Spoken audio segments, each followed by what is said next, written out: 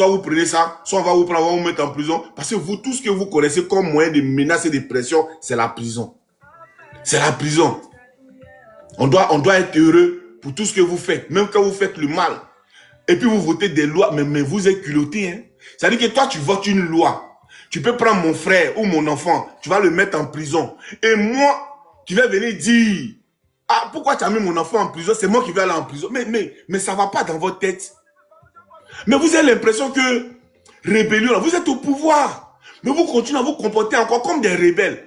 Ça veut dire que quand on dit ancien brigand, c'est toujours brigand, là, c'est ça. Parce que tellement l'esprit de brigandage est en vous, là. Vous ne pouvez pas vous comporter comme des gens d'État. Vous voyez, non? Vous voyez pas, Gbagbo, quand il se comporte là, on sent que c'est un homme d'État. Quand il parle même, on sent que c'est un homme. Mais vous autres, quand vous prenez la parole, si Kone Katina est garçon, si Tintin est garçon, toi tu es plus garçon que Kone Katina. Quand on dit on est garçon là, c'est l'intellect. C'est pas les dabashi là, c'est pas ça. Toi, on va te mettre dans la salle de classe avec Kone Katina. On va vous donner des documents à remplir. Toi, tu peux remplir. Tu sais lire d'abord. Tu sais lire.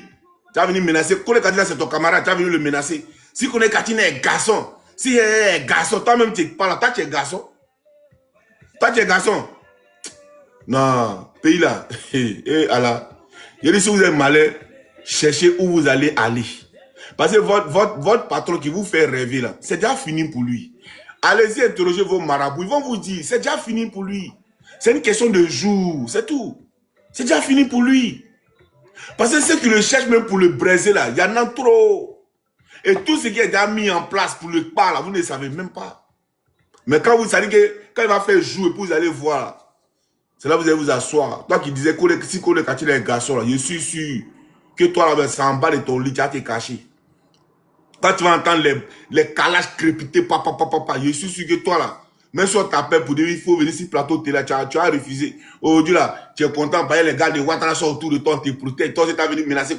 Si quand tu es garçon, toi-même tu es garçon. Toi, tu es garçon. Que non, je suis un politicien, je suis un député. Qui t'a élu? Vos élections truquées que vous avez organisées pour que Djoula devienne maire à Daloa, pour que Djoula devienne maire chez les Bété, pour que Djoula devienne maire chez les Guérés. Si ce n'est pas la tricherie là, vous là, qui va vous voter? Qui va vous voter? Qui ne vous connaît pas? Qui ne vous connaît pas?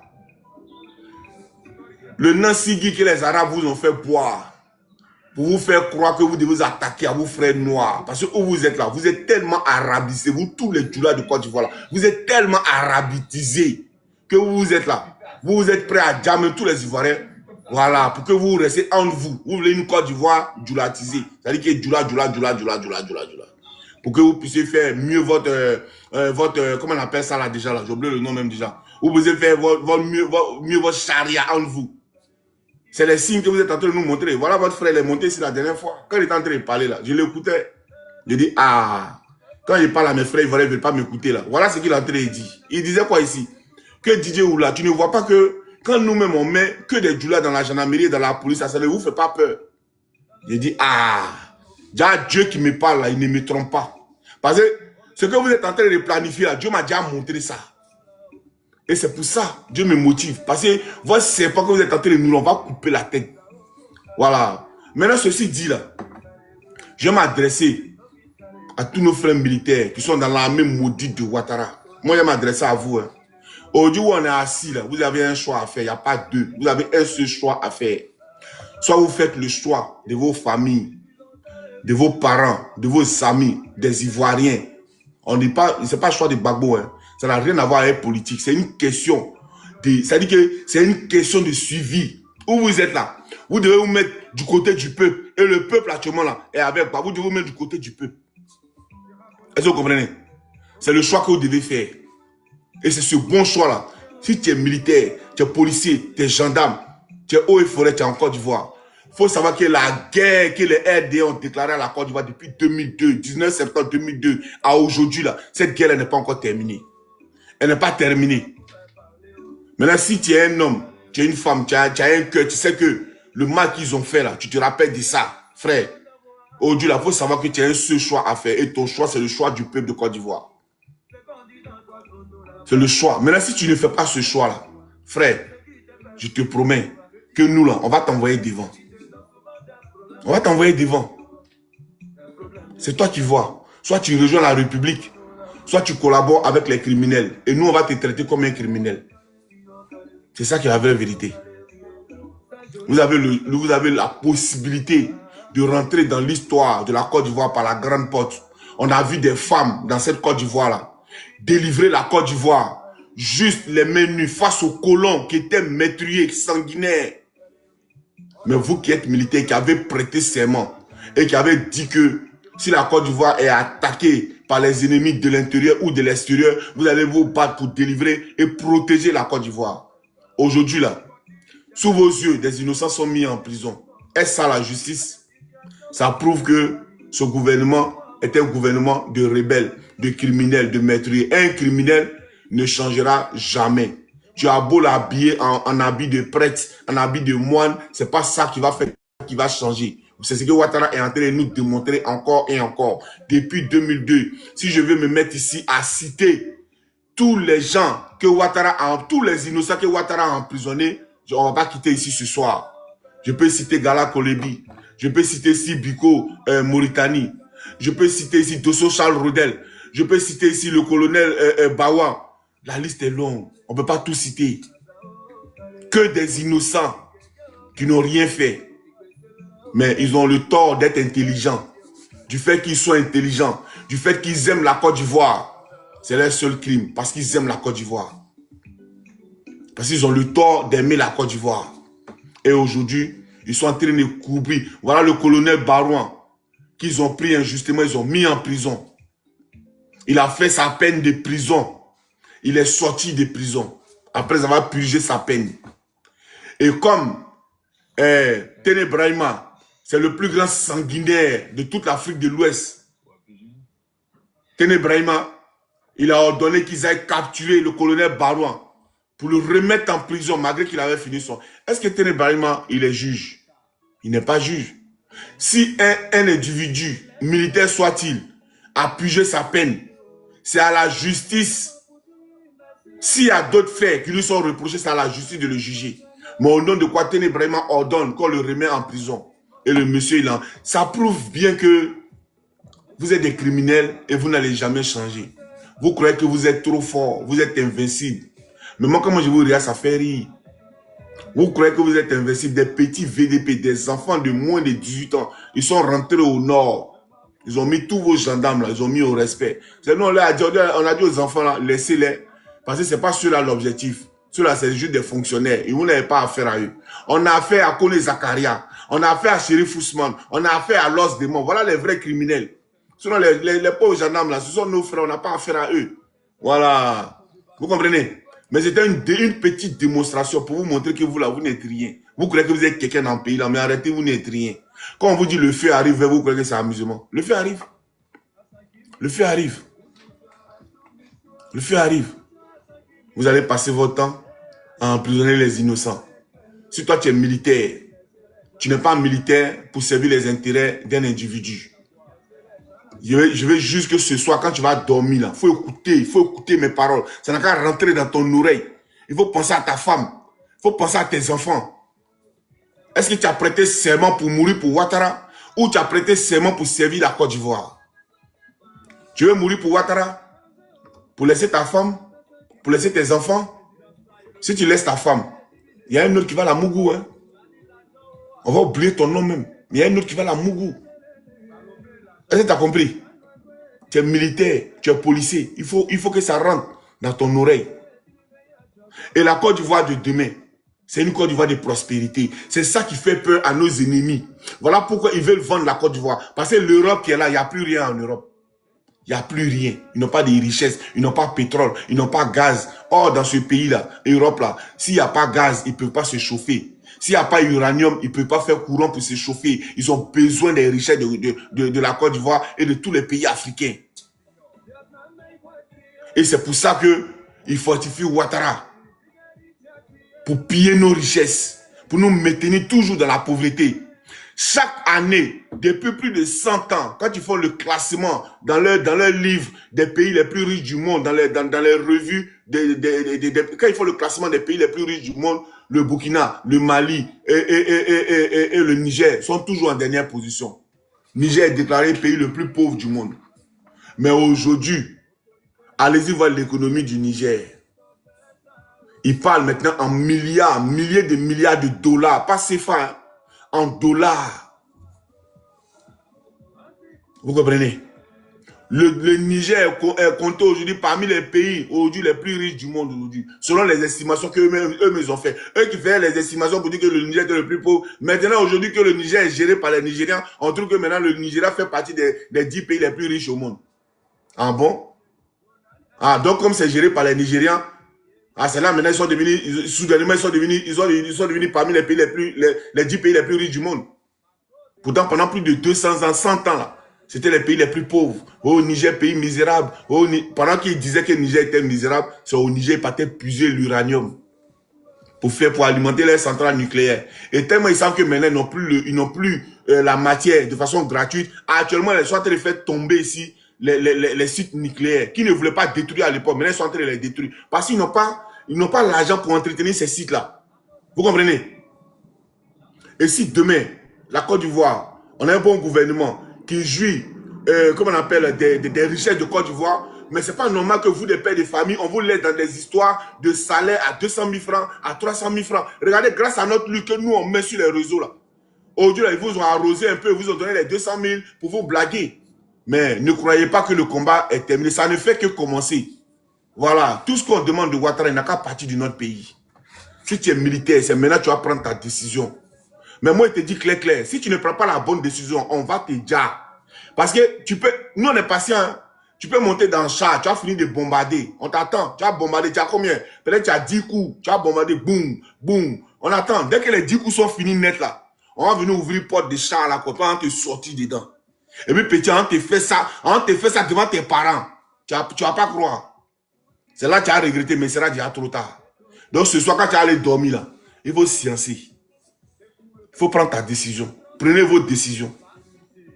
Voilà, prenez vos décisions. Mais Ouattara là, il doit tomber. C'est ça qui est le vrai point. Tenez Brahima là.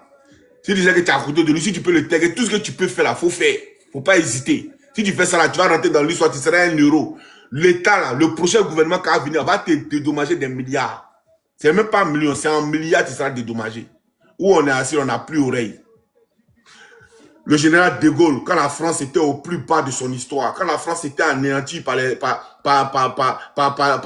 nazis, le général de Gaulle, il s'est arrêté en Londres, sur les chaînes de radio, pour parler à son peuple, pour dire aux Français, prenez courage. Si vous baissez les bras, notre pays va appartenir aux étrangers. Et les étrangers vont marcher sur vous. Les étrangers vont cracher sur vous. Les étrangers vont pisser sur vous. Quelle Côte d'Ivoire vous voulez? Et de Gaulle s'est battu. Aujourd'hui, quand le Français marche dans la rue de son pays, il est fier d'être Français parce qu'il est libre. Quelle Côte d'Ivoire vous voulez? Une Côte d'Ivoire où des Arabes qui sont chez nous, qui s'enrichissent grâce à notre argent, prennent nos jeunes sœurs pour aller les faire coucher avec des chiens. C'est cette Côte d'Ivoire vous voulez? Parce qu'aujourd'hui, ce sont les Libanais qui dominent la Côte d'Ivoire économiquement. Hein, et on a un premier ministre à la Concombre Begré Mabé, qui est Premier ministre, depuis le Premier ministre, il est incapable de construire les logements sociaux pour moderniser les villages. Ah tiens, aujourd'hui, grâce à ce Premier ministre à la con, il n'y a plus de fêtes de génération, alors que c'est les fêtes de génération qui ont fait de lui l'homme qu'il est aujourd'hui. Voilà des enfants indignes.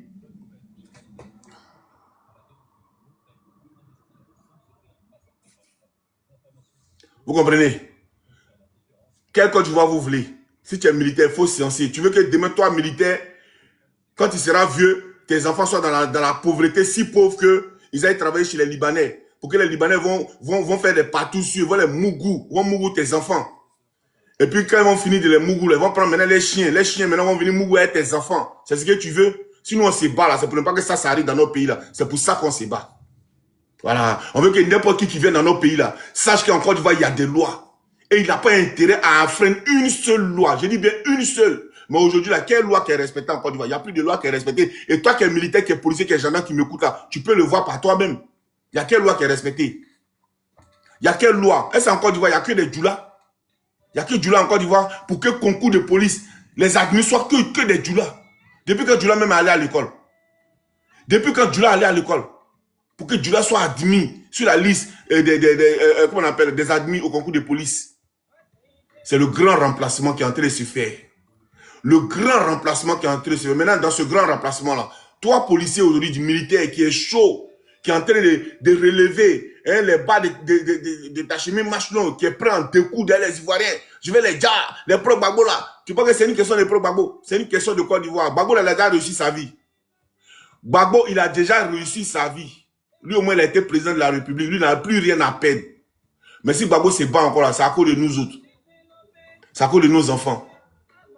C'est à cause de la génération future. Si on ne se bat pas aujourd'hui, moi, vous pensez que moi, je vais me cacher. Hey, j'ai trop peur du procureur. Merde contre des procureurs. Merde contre ta maman procureur. Je le dis, je vais me cacher. Ce que tu veux me faire perdre là, c'est plus grand que mon âme. C'est plus grand que tout dans ce monde. Parce que le jour, la Côte d'Ivoire va nous échapper, comme c'est en train de nous échapper là. Mais mon frère, ici, un homme mort. Même tu peux me donner un travail, payer même à 10 000 € en France, ça ne va jamais me rendre heureux. Tu peux me donner la femme la plus belle en Europe, ça ne va jamais me rendre heureux. Parce que je n'ai pas envie de devenir comme un Mauritanien étranger dans son propre pays. Jamais de la vie. Jamais de la vie. C'est ça notre combat. Vous voulez quoi? Que vous les gendarmes demain, les Libanais vont prendre vos enfants, ils vont les faire mouiller, les chiens, puis quand ils ont fini, ils vont les prendre depuis les immeubles, puis ils vont les jeter. Comme ils ont jeté la petite fille à San Pedro. Vous avez vu une enquête? En ce moment, procureur, il n'était pas en Côte d'Ivoire, il avait déménagé. Procureur, il était en voyage. Voilà. Quand on égorge, on coupe la tête de Kofi Toussaint, procureur, lui, n'est pas là. Voilà, il est occupé à Mougou, les chiens là-bas peut-être. Toi, tu as venu nous parler, on va respecter tes lois. Toi, tu peux faire peur à qui? Non, si vous ne respectez pas les lois, on va monter à un niveau. Ta mère con, faut monter à un niveau. Nous, on va monter encore plus que toi. Bah, billet que tu sois, chien de race. On va monter à un niveau. Monte. Tu attends quoi pour monter? Le pays là, c'est pour toi? Le pays là, c'est pour toi? Quand moi, mon grand-père Bial Robert travaillait dans les champs de cacao, il travaillait dans la forêt à la machette pour construire ce pays-là, pour que ce pays-là soit goudronné. C'est avec l'argent de nos grands-pères là qu'il faut goudronner les rues en Côte d'Ivoire. Tu étais là, tu as participé. L'école même où tu allais t'asseoir pour apprendre à lire CP1, A, O, I là. Tu sais qui a construit l'école là? Tu sais qui a construit?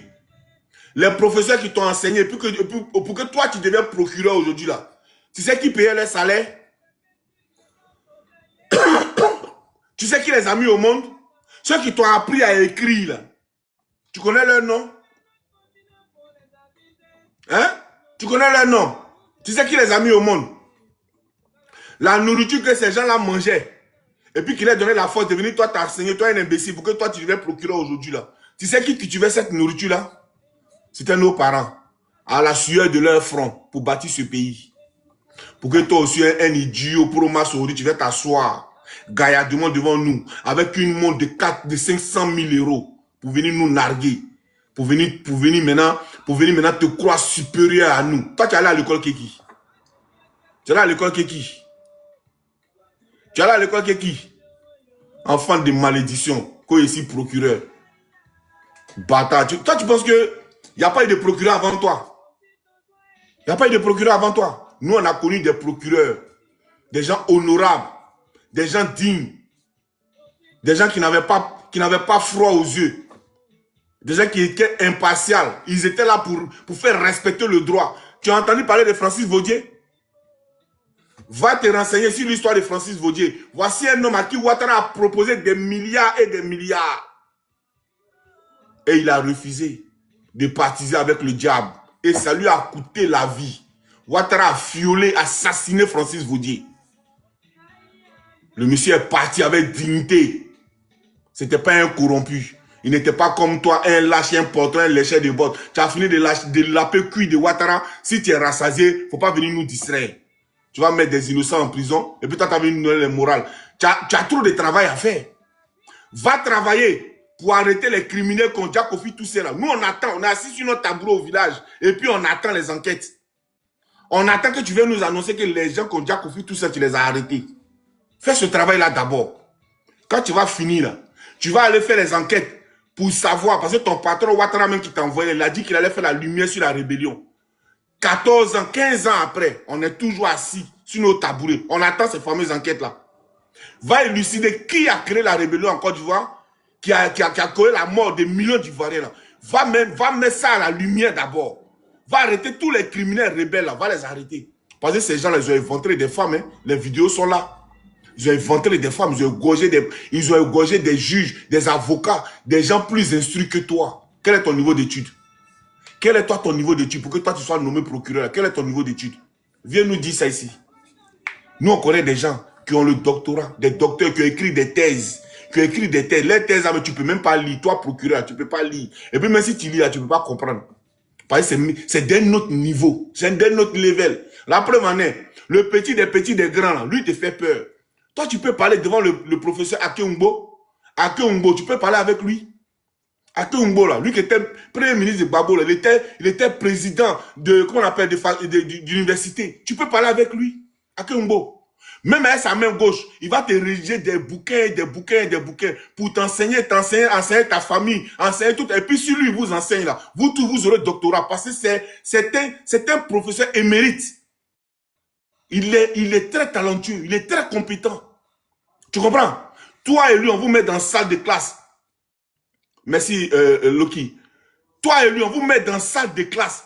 Il ferme un œil. Toi, tu vas ouvrir tes deux yeux. Mais tu ne pourras même pas résoudre les équations qu'on va vous donner. Lui, il aura déjà fini. À peine toi, tu as ouvert ton bouquin, là. Lui va dire, bon, j'ai déjà résolu le problème. C'est ça. La Côte d'Ivoire, c'est un pays d'excellence. Où nous-mêmes, on sait qu'on n'a pas encore fini à l'école. Parce qu'on sait que nos amis, ils ont beaucoup d'avant. On doit les rattraper. On doit les rattraper. C'est ce que ma mère m'a toujours dit. Didier, on ne mange pas mieux que ses amis. On va à l'école pour devenir plus intelligent que ses amis. Et c'est dans ça là on est. Nous, quand on a un diplôme, on ne s'assoit pas dessus. On sait qu'un diplôme, ça ne suffit pas. Il faut chercher deuxième. Quand on a deuxième, ça ne suffit pas. On veut toujours. L'Ivoirien, c'est toujours l'excellence. C'est vous qui avez envoyé rébellion en Côte d'Ivoire. C'est vous qui avez éventré ce pays-là. Et vous avez fait couler les intestins de ce pays. Et vous voulez quoi? On n'a qu'à vous applaudir. Parce que nous, on est devenus comme vous. On est des lécheurs de cuir. On est des lécheurs de bottes. On va lécher vos bottes. Ah, son excellence Ouattara, moi j'ai trop peur de vous. Dans tout ce que vous dites, je vais faire. Je suis un insoumis. Ta mère comme Ouattara, ta mère comme Téné Brahima, ta mère comme directeur de la police, ta mère comme procureur, ta mère comme vous tous, vos gouvernements, vos mères comme vous tous mélangés. J'ai dit, c'est Johnny qui avait raison. Johnny avait raison d'insulter vos mères. Il avait raison. Il avait raison. Parce que quand vous regardez la maîtrisure, l'âme qui est maîtrise de Las Blaise, et puis vous le prenez pour le mettre en prison là. Dans quel état il est aujourd'hui? Ma fille est morte. Je n'ai pas fini de pleurer ma fille. On m'appelle sur les plateaux de télé pour aller parler de la Côte d'Ivoire. Comme j'aime mon pays, je dis je vais aller pour donner ma voix. Si ça peut contribuer à ramener la paix dans mon pays, si ça peut contribuer à faire en sorte que les mentalités changent. Voilà le crime de Las Blaise. Voilà son seul crime. Voilà le bien des Ivoiriens, voilà le bien de la Côte d'Ivoire. C'est le crime pour lequel aujourd'hui Las Blaise il est en prison. C'est voilà leur crime. Voilà le crime qu'ils ont commis. Lida Kwasi, Ouattara est mon... Toi Ouattara, toi tu es un comédien. Ouattara Draman Alassane, ta mère comme pour commencer. Chaque matin quand je vais me réveiller ici, à chaque fois que j'allume mon téléphone, première des choses c'est ta mère comme Draman. Tu comprends? Tu es un poltron, les militaires là. Le commandant Diagoné ici l'a témoigné. Ils t'ont attrapé. Les jeunes même ivoiriens, là, les jeunes musulmans, ils avaient voulu te bastonner au safri sur feu Boigny. C'est les militaires ivoiriens, le commandant Diagoné qui est venu témoigner ici. Draman Ouattara, c'est eux qui t'ont protégé. Ils t'ont fait habiller en boubou. Hein? Et ils t'ont mis perruque comme une fille. Tu n'as pas honte. Pour te faire sortir. Et puis ils t'ont mis dans l'ambulance. Sinon, les jeunes avaient encerclé safri sur feu Boigny. Parce que tu as été corrompu. L'ancien président des imams de Côte d'Ivoire de l'époque.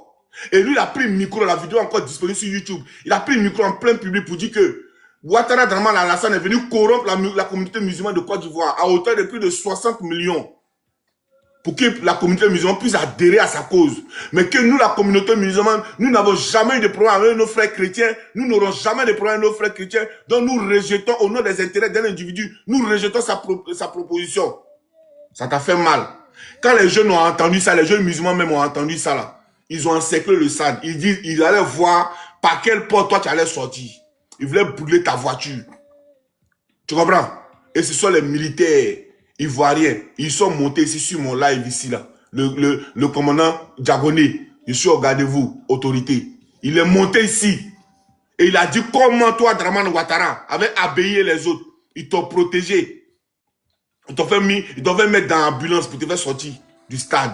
C'est comme ça que tu as eu ta vie. C'était la première fois que les Ivoiriens te sauvaient la vie. Si nous, on était un peu barbares, buvaient des sangs comme toi, ce jour-là, les militaires m'avaient été prêts, ils avaient tégué ton Kungolo, au calme. Toi, un enfant de misérable, toi, un chauffeur de taxi en Pennsylvanie. Tu gagnais combien quand tu étais là-bas, en Pennsylvanie? Tu gagnais combien, Dramane Ouattara? Ce sont ces vérités-là, on dit, et puis ça te fait mal. Oh, on va fermer les réseaux sociaux. Ta mère, quand tu payes connexion pour qui? C'est ça qui paye nos téléphones. Tu sais, le téléphone que j'utilise, ça coûte combien?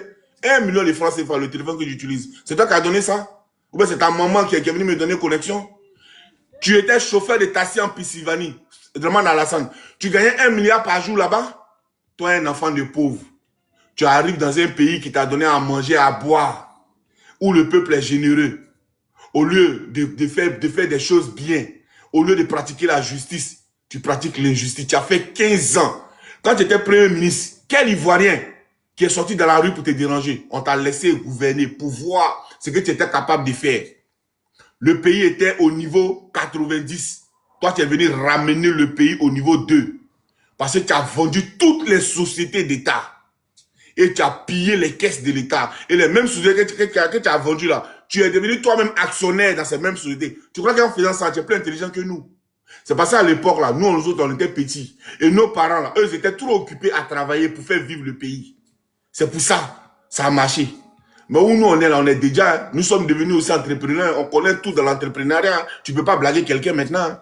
Est-ce que tu sais ça? Mais nous on sait que quand tu étais chauffeur de taxi en Pennsylvanie là, tu ne gagnais pas 1 milliard par jour. Si c'est faux, c'est qu'il dit, viens nous prouver. Ton père, quand il était chef du village à Saint-Doula, il était payé à combien? Tu es un enfant de misérable. Aujourd'hui, tu es guindé au-dessus des Ivoiriens. Tu es prêt à dire tout le monde. Toi-même là, diplôme que tu dis tu as doctorat, tu n'as jamais eu doctorat. Alassane Dramane Ouattara, tu n'as jamais eu doctorat. Ah, quand tes moutons là parlent de toi, oh, docteur Alassane, toi tu peux être docteur. Tu sais combien de livres il faut lire pour avoir doctorat aux États-Unis? Moi, j'y vais là bientôt là. Moi, j'y vais là bientôt. Tu comprends? Voilà. Doctorat là, j'ai décroché ça comme ça pour montrer ça à tes enfants. D'ici là, tu serais déjà mort. Mais j'ai emmené ça sur ta tombe. Et puis, elle te montrait, il est craché sur ta tombe là. Et puis, ta tombe, ça ne sera pas en Côte d'Ivoire. Hein. Voilà, on va aller mettre ça à Saint-Doux, à côté de ton papa là. Papa, tu es un Burkinabé. C'est ce qu'on te dit, puis ça te fait, tu es un petit Burkinabé. Moi, j'ai commandé si ta papa, il te dit petit Burkinabé, on va venir t'attraper bientôt pour te ramener dans ton pays. Même le Burkina là, le pays digne des hommes intègres là, tu rejettes. C'est que tu n'es même pas digne même d'être africain. C'est de toi que le président Ibrahim parle. Et puis il dit, bientôt, vous allez voir, hein, la binosse noire. Mais c'est toi. C'est-à-dire que tu es noir, mais dans ton âme là, tu es un blanc. Tu comprends? Mais les blancs ne sont pas bêtes comme toi. Tu n'as jamais vu un blanc qui va vendre son propre peuple, son propre pays, jamais de la vie. Le blanc, il préfère mourir pour son pays que de vendre son pays. Mais toi, tu es prêt à vendre tous les Ivoiriens. Moins cher. Moins cher. Hein, pourquoi? Gbagbo a eu pitié de toi. Il a dit, bon, comme Bédié mettait des mandats d'arrêt contre toi, je vais mettre fin à ceci. Il faut rentrer au pays. On va vivre ensemble. Voilà, je mets à ta disposition les rentes viagères qui t'étaient dues en tant au titre de Premier ministre. Est-ce qu'il a fait ça là? Il a fait ça, c'est mauvais pour toi? Non. Il a bien fait. Mais toi, tu n'as pas ce cœur-là. Tu n'as pas ce cœur-là. C'est pour ça que Gbagbo a dit aux rebelles, vous me combattez pour quelqu'un que vous ne connaissez pas. Parce que Gbagbo sait combien de fois il t'a fait du bien. À cause de toi, Gbagbo a refusé d'aller aux élections. Il a dit, je surtout ne mettez pas le nom de Ouattara. Tu comprends? Je n'irai pas aux élections parce que vous étiez dans le front républicain. Parce qu'il voulait casser le PDC, puisque le PDC, depuis 30 ans, gouvernait. Il voulait un allié de taille pour que vous soyez fort, pour que vous, les enfants des pauvres, là, vous aussi, vous pouvez goûter le pouvoir. Sinon, parmi vous, là, qui pourrait s'arrêter devant? Le PDC, là, c'est des bourgeois, hein, c'est des propriétaires, des VA, c'est des grands entrepreneurs, c'est des milliardaires. Vous-même, vous savez ça. Toi, oh, Gbagbo, vous tous, vous étiez des enfants des pauvres. Mais Gbagbo a dit, comme tu es enfant des pauvres comme moi, là, on va s'associer, et puis on va combattre les enfants des riches, là, et puis on va prendre le pouvoir dans la démocratie. Tu comprends? Mais c'est que Gbagbo ne savait pas là. c'est que toi, tes plans là, c'était la criminalité. Parce que toi, tu es un ancien braqueur, tu es un ancien voleur, c'est dans le vol, braquage là. Tu as demain, quand tu es sorti aux États-Unis. Tes amis braqueurs comme toi, ils sont beaucoup à Paris ici. Hein. Nous, on les croise ici, ils sont beaucoup, même